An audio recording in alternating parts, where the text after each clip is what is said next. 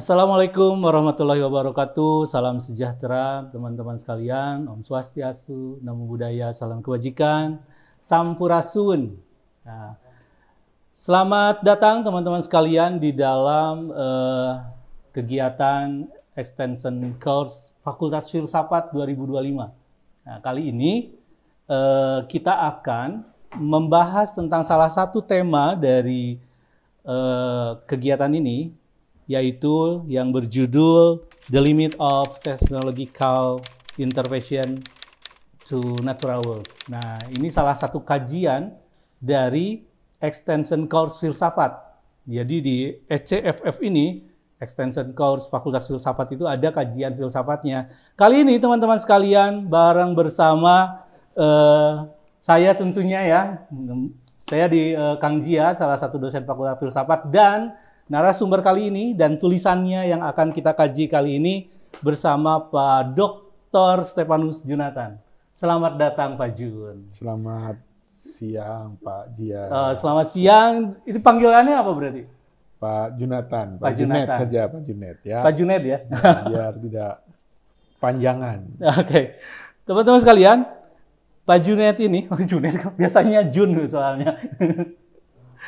Pak Jun ini salah satu dari narasumber, ya pertemuan kedua, ngebahas tentang tema utama dari ECFF ini, yaitu tentang ekotech, apakah dia itu sebuah urgensi, sebuah emergensi, atau hanya ilusi semata. Wah, ini pertanyaan terakhir, ilusi. Jangan-jangan semuanya ilusi ya Pak Jun ya? Ya.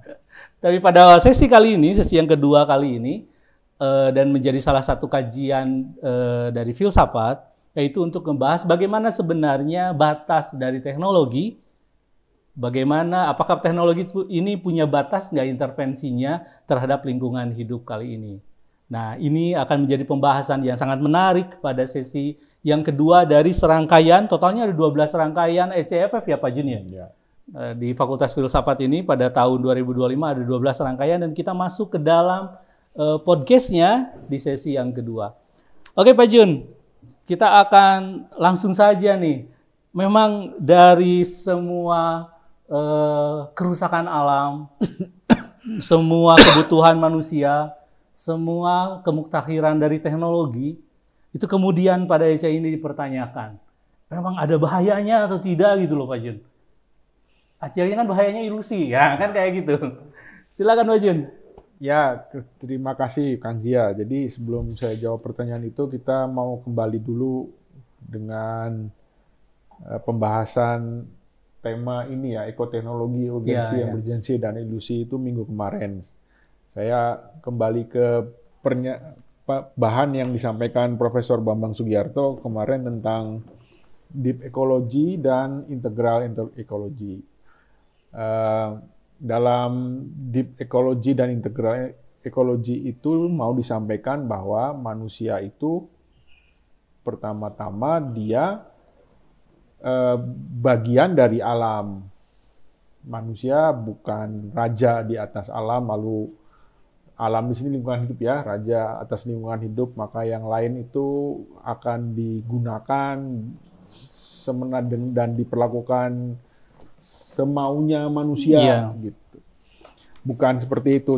Tapi karena manusia tuh di tengah-tengah bagian dari lingkungan hidup itu dengan hewan, dengan tanaman, manusia itu ada di situ. Manusia tidak bisa lepas dari lingkungan hidup itu. Maka karena dia bagian dari lingkungan hidup, maka semua hal yang ada dalam lingkungan hidup ini bernilai, punya eksistensi lah gitu. Berdasarkan ya lingkungan hidup itu sendiri. Kalau hewan ya berharga karena dia hewan. Oke. Kalau tanaman berharga ya kalau itu dia tanaman. Serangga berharga karena dia serangga. Jadi bukan hewan itu akan berharga kalau dia dianggap oleh manusia, dianggap penting oleh manusia. Akibatnya kan nanti kita hanya punya hewan itu sapi, kambing, ayam, bebek, maksudnya yang bisa dimakan, babi, gitu. Ya yang maksudnya bisa dimakan. Lalu tanaman itu padi, sayuran, buah-buahan yang bisa kita makan. Ya mungkin ada beberapa pohon yang kita anggap sebagai pelindung. Jadi mungkin teman-teman maksud Pak Jun karena manusia punya kepentingan pada hewan ataupun tumbuhan itu, maka itu menjadi berharga. Iya. Sementara yang lain enggak, gitu kan? Jadi, itu kesalahan berpikir atau apa? Itu kesalahan berpikir. Jadi seolah-olah hewan itu yang boleh ada yang dekat dengan manusia aja, yang tidak dekat dengan manusia ya dalam bahaya akan musnah gitu. Sedangkan kan kita punya hewan itu kan banyak sekali ya di muka bumi ini, banyak spesiesnya tuh banyak sekali. Tanaman juga banyak sekali. Tidak semua tanaman itu bisa berguna untuk manusia, bahkan ada yang beracun. Tidak semua hewan berguna buat manusia, bahkan ada yang menjadi predatornya manusia. Tapi kan masalahnya bukan karena dia predator atau beracun lalu manusia itu berhak untuk membinasakan, lalu dia hanya pelihara yang berguna saja. Iya. Jadi tanaman dan hewan hanya berguna kalau ada nilainya buat manusia. Kalau nggak ada, ya nggak ada gunanya gitu. Dan berarti Pak Jun pemikiran yang seperti itu salah, gitu. Ya, pemikiran yang mengatakan bahwa hewan dan tanaman itu dan lingkungan hidup ini berguna kalau bisa berguna buat manusia, ya dalam hal ini keliru karena pemikiran itu menjadi titik awal mula untuk sikap manusia memperlakukan lingkungan hidup. Jadi lingkungan hidup itu seolah-olah bisa dipakai gitu ya oleh manusia. Ya, bahkan lebih jauh ya, bukan dipakai aja, jadi eksploitasi kan? Ya, jadi seakan-akan lalu lingkungan hidup itu bisa diapakan sajalah. Kalau menurut manusia itu berguna, ya silahkan diapakan saja. Ya, contoh sederhananya banyak lah ya. Kita membangun kota, kita membangun rumah, kan kita hanya mikir rumah itu untuk saya. Tidak berpikir bahwa untuk membangun rumah, saya membabat pohon. Iya. Lalu ada mungkin hewan-hewan yang tidak dia tidak berguna untuk membangun rumah itu, ya akan saya basmi. Seperti tikus kan tidak dibutuhkan, tikus dibuang, ular jangan, misalnya. Serangga-serangga juga, kecoa kalau bisa jangan ada kan gitu. Nyamuk dibatasin. Apa gunanya kan? Karena nggak ada gunanya. Jadi sah saja kita misalnya membasmi tikus dalam rumah yang kita bangun. Iya. Membasmi ular gitu.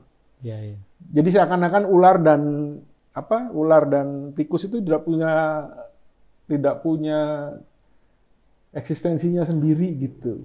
Pak Jun, tadi yang awal itu tentang peran manusia kan, itu ketika manusia melihat yang lain, melihat hewan dan lain sebagainya. Tetapi manusia sendiri di tengah lingkungan hidup ini, apakah pemikiran ini ya, apakah tadi pakai istilah di ekologi ataupun integral ekologi, manusia sendiri apakah dia menjadi peran sentral atas semua, atau dia menjadi bagian saja dari semua ekosistem ini? Nah, mari kita mari kita analisa cara pandang kita ya. Memang dalam kurun waktu akhir abad 20 itu tokoh-tokoh pemikir itu banyak yang mulai menyadari bahwa ternyata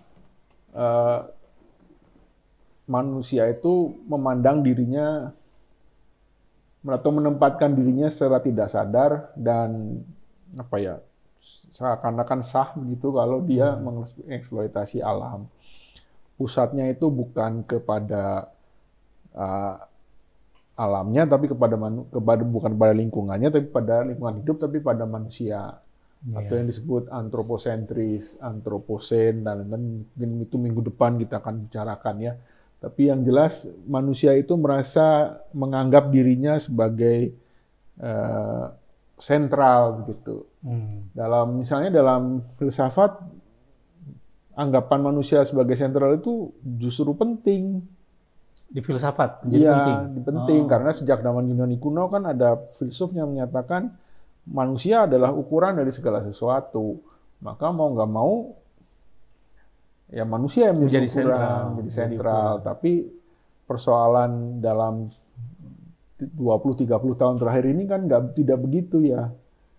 Karena ternyata pandangan seperti ini tuh bisa berakibat pada secara tidak sadar itu kita merendahkan nilai dari lingkungan hidup.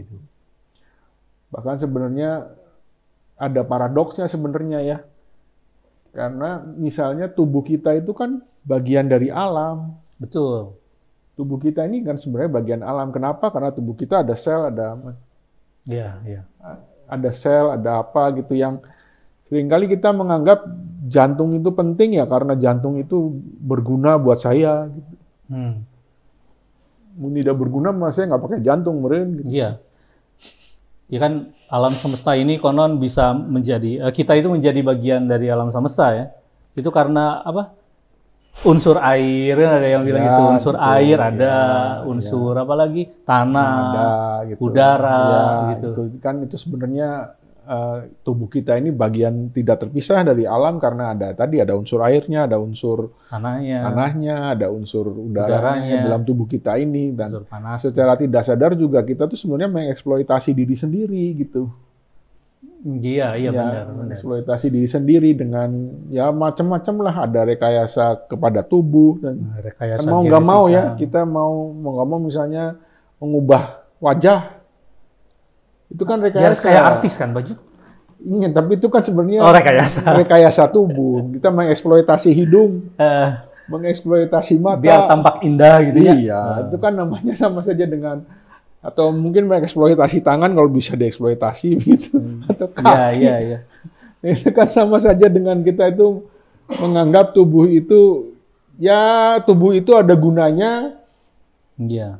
Kalau yang mengikuti keinginan kita gitu. Iya. Tapi Pak Jun tadi menarik ya, ada perubahan dampak. Saya melihatnya perubahan dampak ya teman-teman sekalian. Ketika di filsafat sendiri manusia sebagai pusat itu benar. Ya, karena semuanya diukur di manusia. Tapi kemudian mengapa kok jadi salah di kemudian hari di 30 tadi Pak Jun mengatakan di 30 sampai 60 terakhir ini menjadi salah. Nah, kira-kira kenapa kok ada perubahan seperti itu? Apa karena memang beda? Oh ini filsafat, karena filsafat sudah membuat nalar kita semakin baik, menghasilkan produk-produk berkarya manusia, dan jadi ngaco, apa sebenarnya miss-nya di sebelah mana gitu? Ya, kesadaran itu muncul ketika memang kerusakan lingkungan hidup itu menjadi fakta, bukan sekedar ide-ide orang yang dibicarakan gitu. Seperti misalnya kan dalam banyak penelitian terakhir tentang iklim itu kan memang akhirnya diakui bahwa ada kenaikan suhu permukaan bumi 3-4 derajat gitu. Dan kenaikan 4 derajat itu sudah cukup membuat kutub utara dan kutub selatan itu mencair, dan kalau kutub utara dan kutub selatan mencair itu ada banyak hal sebenarnya yang tidak terduga akan muncul, dan itu akan berpengaruh pada kehidupan makhluk, tidak hanya manusia sebenarnya, makhluk manusia termasuk yang terkena imbasnya. Gitu. Itu yang pertama. Jadi ada semacam kerusakan lingkungan hidup. Lalu persoalan kedua yang juga penting yang membuat orang itu makin berusaha keras untuk mengoreksi pandangannya adalah sampah. Ya, keberadaan sampah itu bukan sebuah hal yang sederhana saja ya. Enggak. Keberadaan sampah itu bahkan mulai dari anggapan kita terhadap lingkungan hidup. Kalau nggak ada gunanya, ya dia bisa dikategorikan sampah. Seperti tadi saya bangun rumah, tikus kan nggak ada gunanya di rumah saya. Saya anggap sampah, maka saya buang. Ular kan nggak ada gunanya di rumah saya juga, kecuali saya peternak ular. Berarti ular bermanfaat ya kan kalau begitu. Tapi kalau saya bukan peternak ular itu walaupun tidak berbisa, tapi kalau lihat ular di rumah kan jerat-jerit semuanya. Dianggap tidak berguna, jadi dibuang aja gitu, dianggap sampah. Nah, mentalitas membuang itu, jadi sampah itu bukan sekedar bendanya kita buang atau halnya kita buang gitu ya, tapi mentalitas membuangnya itu dengan dalam 30 tahun terakhir ini dipandang ini kalau mentalitas membuang ini terus-menerus dibiarkan, maka termasuk manusia juga yang sebenarnya akan dibuang oleh sesamanya gitu. Jadi kenyataan bahwa sampah menumpuk di mana-mana, seperti misalnya Kota Bandung atau Bandung Raya, itu kan sekarang sedang pusing ya. Mana di TPA-nya namanya di Pasir apa? Di mana itu saya di TPA-nya itu ya? Lupa saya juga namanya apa. Kenapa ada yang tahu TPA-nya di mana? Kenapa kita jadi lupa ya? Pasir Baji kan? Bukan, TPA Bandung Raya itu kan sebenarnya penuh sampai, aduh itu kemana lagi itu harus membuang sampah. Bukan cuma Kota Bandung, kota-kota besar yang lain juga. Persoalan sampah itu persoalan yang real gitu, bukan persoalan itu mah urusan tukang sampah, itu mah urusan dinas kebersihan. Bukan. Jadi sampah itu memang harus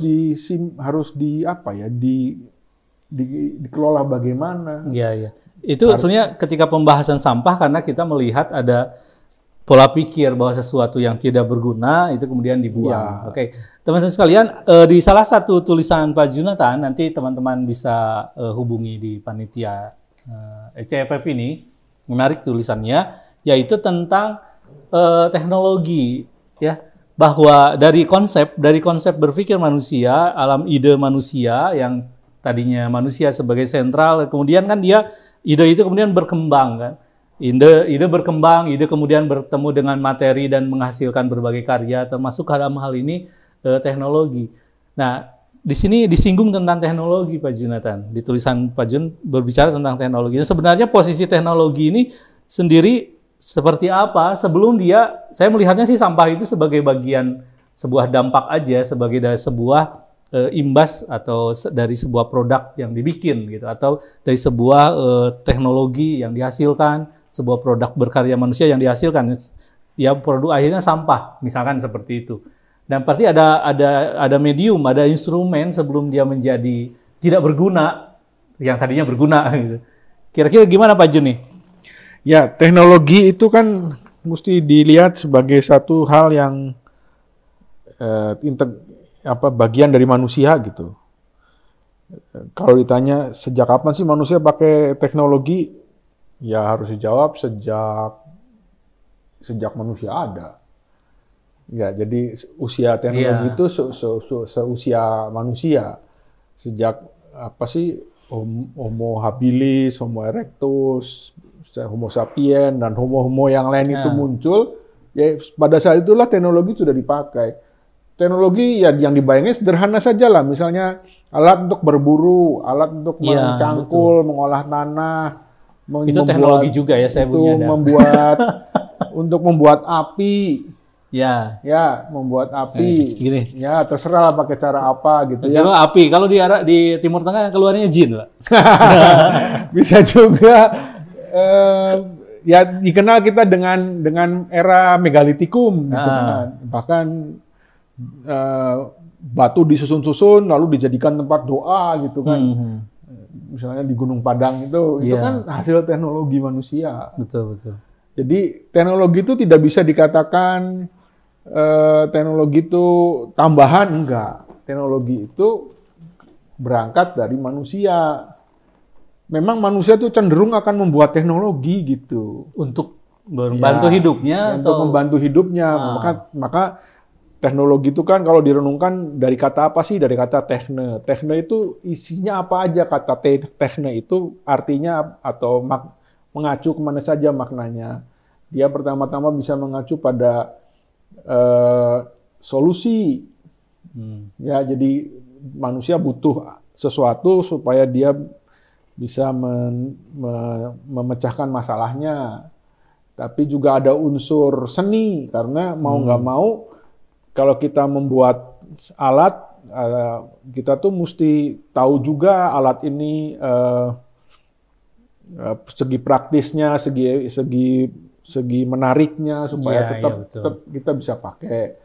atau ada unsur seninya gitu maksudnya. Ada unsur apa ya, estetiknya gitulah. Estetiknya. Ada unsur keterampilannya juga, karena membuat alat itu juga butuh keterampilan. Ada juga unsur apa? Selain keterampilan itu ada unsur ketangkasan. Ya, tangkas artinya dia itu bisa dia tuh membutuhkan seorang yang ahli. Yang bisa membuat itu.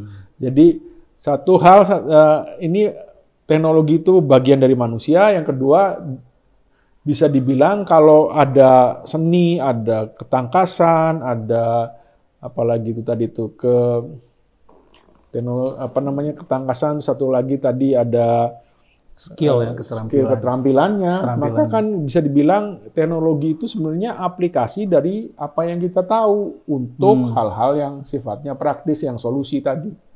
Kan manusia punya dalam hidup ini banyak menemukan halangan-halangan. Maka bagaimana cara memecahkan persoalan itu? Ya pakai alat, dibantu alat. Ya tadi Pak Jun bilang tadi teman sekalian tentang kebutuhan manusia itu sebenarnya teknologi itu. Karena manusia membutuh sesuatu, maka dia menggunakan teknologi kan dan alat-alat. Karena ada banyak hal dia butuh supaya hidupnya berlangsung dengan baik, dan dia butuh alat. Maka dia membuat alat pertama, yang kedua dia menggunakan alat itu untuk membantu dia menyelesaikan masalah. Nah, masalah yang dihadapinya apa? Sebenarnya masalah yang dihadapinya itu benda-benda atau hal-hal yang ada dalam lingkungan hidup. Iya, betul. Ya misalnya dia kehujanan. Karena manusia ini tidak punya bulu seperti hewan lain, hanya kulit saja kan gitu. Maka dia tidak bisa tahan kena air terus-menerus, bisa sakit, bisa macam-macam. Lalu bagaimana caranya melindungi diri ini kan gitu. Ya melindungi dirinya membuat inilah tempat berteduh. Tempat berteduh tadinya pakai daun cukup. Lama-lama tidak cukup, bikin pondok. Itu juga berbahaya karena pondok ini tidak hanya untuk melindungi dari air saja, air hujan, tapi juga sinar matahari yang terlalu terik, maka dia pindah ke gua.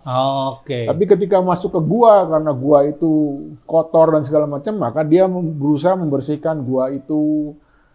Ya, membersihkan gua, lalu serangga-serangga atau binatang-binatang yang mengganggu ya akan diusir dari gua. Jadi dan seterusnya. Jadi itu awal mulanya. Kemudian cara berpikir ini kan tidak hilang. Jadi bagaimana kita bisa menghadapi lingkungan hidup dan mengaturnya, mengelolanya sehingga bisa kita gunakan lingkungan itu untuk kebutuhan kita. Pertama, kebutuhan tempat tinggal. Yang kedua, kebutuhan makanan. Sandang, makanan, pangan. Dan ketiga, karena kita ini manusia itu tidak punya pelindung tubuh yang lengkap, ya dia butuh pakaian.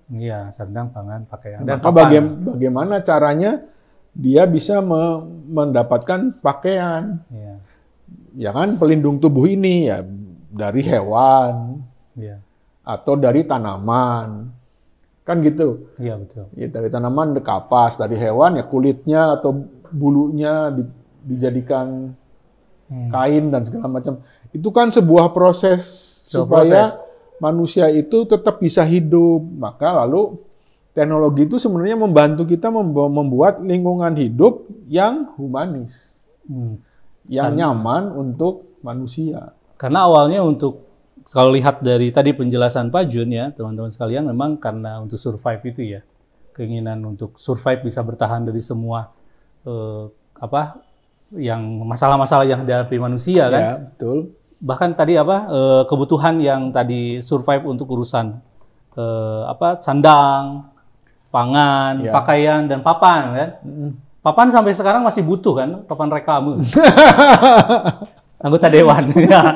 Jangan dilanjutkan. Oke, teman-teman sekalian. Lagi ramai kan. Nanti minta tunjangan. Lalu bagian ini jangan dibahupus ya. Oke, teman-teman sekalian, kita lanjut lagi nih. Dari tadi ketika ketika teknologi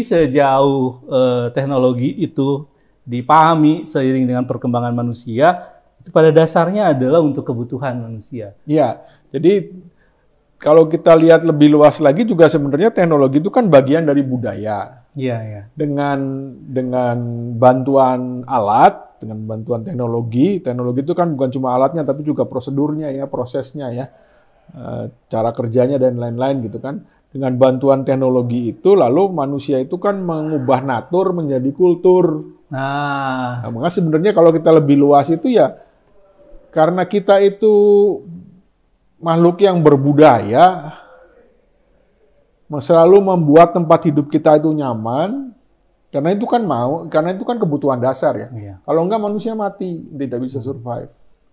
Maka lalu diciptakanlah alat, lalu dipakailah alat, diciptakan alat dan dipakai alat. Betul. Ya, dalam hal ini lalu apakah lalu teknologi bisa dikatakan bebas nilai?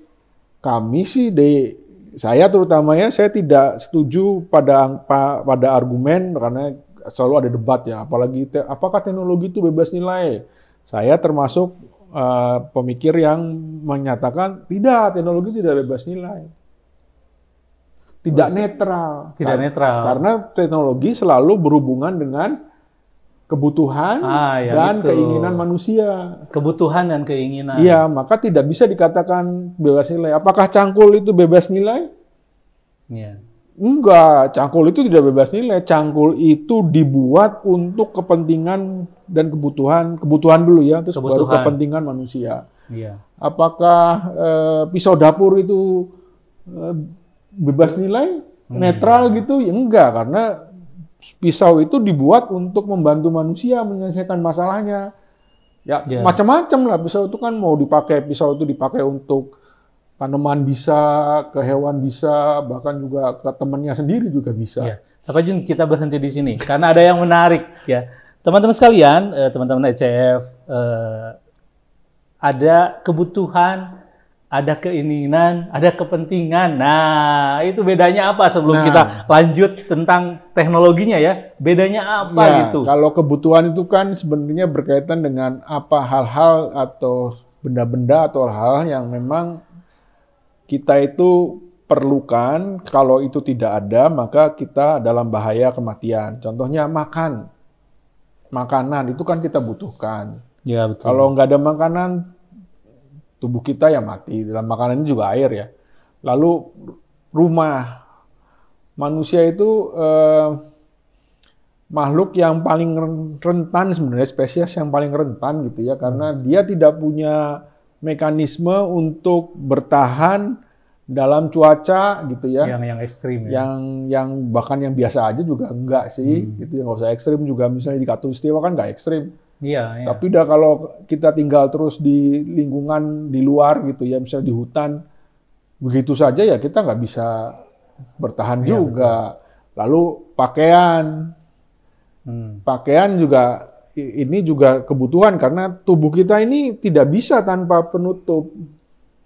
Jadi perkaranya bukan sopan nggak sopan ya kalau tidak pakai baju itu, tapi bukan karena itu saja, tetapi karena tubuh kita ini butuh penutup karena kulit kita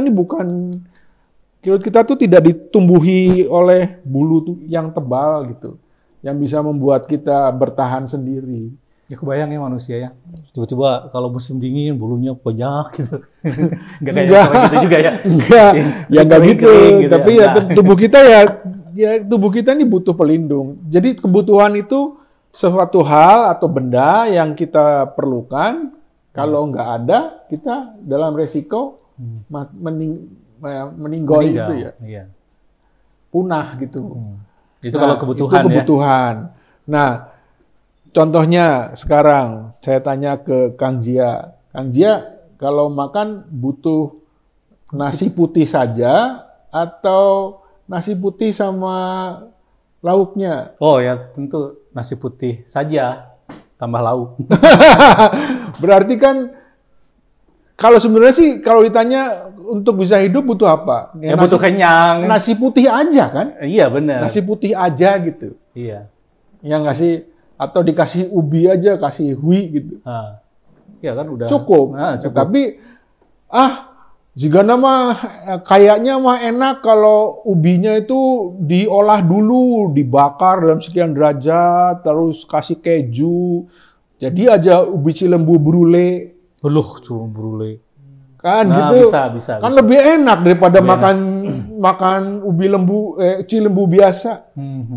Ya, jadi memang ada hal-hal yang dalam rangka kebutuhan itu kayaknya sih kurang ya kalau cuma gini aja, tambah dong gitu, tambah dong. Nah, sama aja. Rumah Mas barangkali butuhnya kita paling tempat tinggal kalau satu orang itu dikasih ruangan 3 kali 4 meter, duaan butuh berapa paling? Berapa meter persegi? Walaupun sebenarnya menurut menurut tanda kutip aturan ya, menurut perhitungan luas tempat tinggal itu ada standar minimal untuk satu rumah. Berapa? Minimalnya itu 21 meter persegi. Oh, bukan 1,5 kali 3 Nah, itu meter. memang menghadapi buka puasa. Tapi rumah yang normal lah ya. Normal. Satu orang itu 21 meter persegi. Jadi dia tuh masih bisa jalan sana kemari. Lalu untuk kebutuhan normal sekarang ada ukurannya kan, makanan udah ada ukurannya. Pokoknya satu hari habis 2000 kalori. Ya kan? Betul. 2000 kalori itu untuk apa? Ya, bahan makanannya apa saja? Bisa macam-macam, tapi yang jelas ada hitungannya. Jadi nggak mungkin orang itu bilang nggak cukup, nggak bisa. Ada hitungannya kok. Hitungan cukup manusia sehat itu 2000 kalori. Pakaian juga sama. Apakah butuh pakaian berlemari-lemari untuk satu orang? Iya, kalau standarnya sesuai dengan kebutuhan aja. Gitu. Pak Jun tadi menarik ya, berarti ketika kebutuhan kemudian kan menjadi ya tentu kita melihatnya ya teman-teman, kemampuan manusia mencipta kan, autopoietik manusia ataupun potensi poetik manusia untuk mencipta, sehingga tadi dibilang bahwa teknologi itu juga berkaitan dengan keterampilan mencipta, keindahan ketika mencipta. Nah di sana berarti ada peralihan dari kebutuhan, bukan hanya sekadar kebutuhan dong, ada lanjutannya tadi ya, menjadi keinginan kalau gitu. Ya. Ya, kemudian dari kebutuhan menjadi keinginan, ya toh, atau menjadi kepentingan. Kalau sudah jadi kepentingan, memang lalu yang jadi ukuran ya hanya saya. Kalau saya ini kepentingan saya. Kalau saya ini pribadi ya saya pribadi. Kalau saya ini kelompok ya saya ini kelompok. Gitu. Di luar kelompok saya ya itu ancaman. Di luar, kalau itu saya, keluar saya berarti ancaman, kan kepentingan saya. Nah, berdasarkan kepentingan itu dan keinginannya, terutama ya keinginan dan kepentingan itu, maka lalu kita itu semacam mendapat lampu hijau untuk mengeksploitasi lingkungan hidup. Di sanalah eksploitasi kerusakan bermula. Itu di situ akarnya mulanya.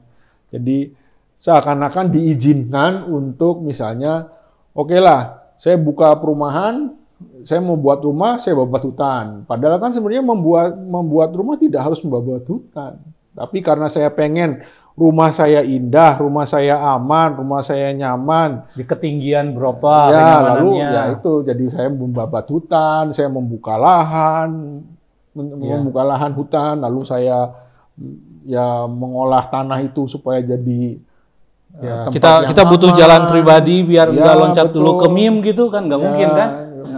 Jadi jalannya harus mulus, aspal segala macam. Itu jadi awal mulanya sih cuma bikin butuh rumah, tapi karena rumah yang bagaimana, lalu kita mengeksploitasi lingkungan hidup. Dan kan dalam sebuah lingkungan hidup itu juga sebuah habitat, sebuah ekosistem juga. Maka kalau kita masuk di situ mengintervensi dengan peralatan yang kita pakai, maka lalu mau nggak mau kita mengusir binatang-binatang dan tanaman yang memang nggak ada gunanya untuk kita. Misalnya kasus banyak itu yang sekarang muncul lagi banyak di Kota Bandung itu kan kera yang masuk ke pemukiman, atau gajah yang masuk ke pemukiman, atau harimau yang masuk ke pemukiman. Kenapa bisa begitu? Ya karena daerah mereka mencari makan makin lama makin dibatasi. Makin dikurangi lagi, sehingga ya tidak ada ruang untuk mereka lagi untuk cari makan dengan bebas. Ya akibatnya ya karena dulunya daerah perumahan itu adalah daerah dia cari makan, ya cari makan di situ. Iya. Pak Junatan, tadi banyak hal kan sebenarnya yang bisa kita lihat ya terkait dengan eksplorasi ini. Ya. Banyak hal sehingga dari eksplorasi kreativitas manusia menjadi eksploitasi, Ya. menjadi kehancuran. Nah, itu karena kan manusia tadi dibilang bahwa manusia kemudian menggunakan teknologi. Nah, yang tadinya dari kebutuhan, udah karena keinginannya sudah bertambah, kepentingannya juga sudah bukan hanya sekedar memenuhi personal, mungkin memenuhi kelompok tertentu. Nah, dengan dampak yang jelas, apakah teknologi ini kemudian bisa kita batasi? Ya, jadi saudara-saudara, dari 30 tahun, 50 tahun terakhir ini memang muncul pandangan bahwa manusia harus membatasi dirinya untuk mengeksploitasi. Kita bertanggung jawab terhadap lingkungan hidup. Kita hidup sebagai salah satu makhluk saja dari sekian banyak makhluk. Kita tuh hanya satu spesies dari sekian banyak spesies. Iya, yang tadi itu ya, bahwa bagian, maka, kita jadi bagian. Karena kita ini bagian dari spesies-spesies ini, maka mau nggak mau kita juga harus menghormati spesies-spesies ini apa adanya. Kan gitu. Tadi seperti yang dinyatakan oleh Deep Ecology dan Integral Ecology kan gitu. Jadi kita ini harus menghormati mereka apa adanya. Maka lalu berdasarkan pemikiran itu, mau tidak mau ya kita harus membatasi penggunaan teknologi. Kita memang sekali lagi tidak bisa lepas dari teknologi. Dan teknologi itu selalu berhubungan dengan hidup kita sebagai manusia. Dan kita ini ingin hidup yang wajar, yang aman, yang nyaman. Itu maka lalu jelas dong harus ada semacam upaya dari dalam diri manusianya sendiri untuk membatasi penggunaan teknologi gitu. Kalau begitu juga membatasi kreativitas manusia, dong? Belum tentu karena kreativitas itu tidak sama dengan sesuatu yang sifatnya eksploitatif. Kan kreativitas tidak sama dengan eksploitasi. Kalau kreativitas dikatakan eksploitasi, bahaya dong. Iya. Kreativitas itu kan ungkapan ekspresi manusia yang menunjukkan tingkat betapa manusia itu berharga gitu, bernilai pada dirinya sendiri, kreativitas, seni dan segala macam. Tapi itu kan tidak harus dengan membantai binatang lain atau menghabisi hutan, dan nggak perlu kan. Artinya begini, kreativitas itu tidak sama dengan pandangan mengkapitalisasikan makhluk-makhluk lain. Karena kalau kita secara tidak sadar, kita tuh membuat tanaman dan binatang itu kapital. Kalau berguna mereka akan kita jaga, kalau tidak berguna mereka jadi sampah. Sampah tadi. Ya toh. Seperti sapi. Sapi itu menjadi kapital akhirnya, sehingga lalu dia dikandangin, lalu susunya diambil, dagingnya diambil. Gitu. Kalau anjing pudel itu kita jadikan kapital gitu. Misalnya ya kita pelihara karena lucu gitu. Kita senang. Ya, kalau nggak senang lagi ya jadi sampah itu semua ini. Dan itu kan membuat lalu eksploitasi tidak terkendali dan sampah akan muncul lagi. Jadi salah satu idenya secara konseptual adalah lingkungan yang organis. Gimana itu maksudnya tuh? Ya, dengan demikian memang ini sebenarnya titik pusat perhatian manusia itu ada di mana. Pertama, kalau dalam tadi yang saya sebut lingkungan yang humanis, titik beratnya ada pada manusianya. Karena manusia itu ukuran dari segala sesuatu. Ternyata itu bermasalah. Ya, tadi saya sudah jelaskan masalahnya.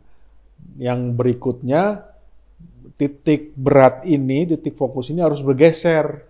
Mari kita bergeser titik perhatian kita itu untuk membangun ekosistem atau lingkungan hidup yang menjaga hubungan yang dalam tanda kutip senilai gitu ya, antara manusia dengan makhluk-makhluk lain. Jadi ini sebenarnya hanya menegaskan apa yang digagas oleh deep ecology, yaitu manusia itu bagian dari yang lain. Manusia itu bagian dari lingkungan hidup, dia manusia sebagai ekosistem. Dia tuh bukan raja yang berdiri sendiri, bukan. Tapi seperti tadi yang saya ungkapkan di depan. Jadi lingkungan yang organis ini maksudnya bagaimana manusia ini terlibat dalam upaya-upaya untuk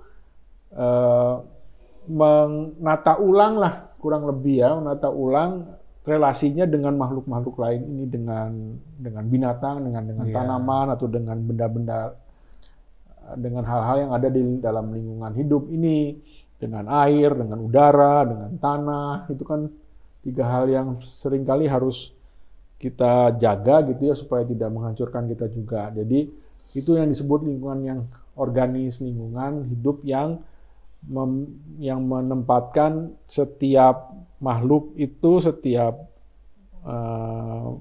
binatang, tanaman, manusia ya berharga karena dia hidup sebagai spesies dan dengan kekhasannya sendiri. Dan lalu bagaimana kita ini bisa menjaga nilai-nilai itu, nilai intrinsik ini dengan seimbang gitu. Artinya hak hidupnya sama, kesempatan hidupnya sama, fair gitu ya. Kita tuh menjadi fair tidak hanya kepada sama manusia tapi juga dengan makhluk lain. Itu penting diusahakan terus-menerus supaya eksploitasi ini bisa berhenti. Ya, memang ini lalu menjadi perdebatan juga dalam konteks sustainability gitu. Apakah sustainability ini artinya berkembang terus tanpa batas, atau sustainability ini sebenarnya ya kita hanya bisa bilang teknologi hanya bisa dipakai sejauh dia bisa membantu manusia mencukupi kebutuhan dasariahnya. Nah, bagaimana dengan keinginan dan kepentingan? Nah, itu mari kita bicarakan, diskusikan dari sudut keilmuan Anda masing-masing gitu. Apa sih artinya keinginan dan kepentingan manusia ini gitu. Oke, Pak Jun, dengan demikian statement tadi tidak mengubah bahwa manusia tetap aja dia sebagai pusat, sebagai ukuran untuk menentukan nasib manusia. Kira-kira gitu ya? Bukan. Jadi bukannya lalu manusia berdiri di atas spesies lain dalam konsep manusia yang dalam lingkungan yang organis. Justru manusia dengan konsep dengan ide tentang lingkungan yang organis itu menata ulang relasinya. Menata ulang relasinya dengan spesies lain.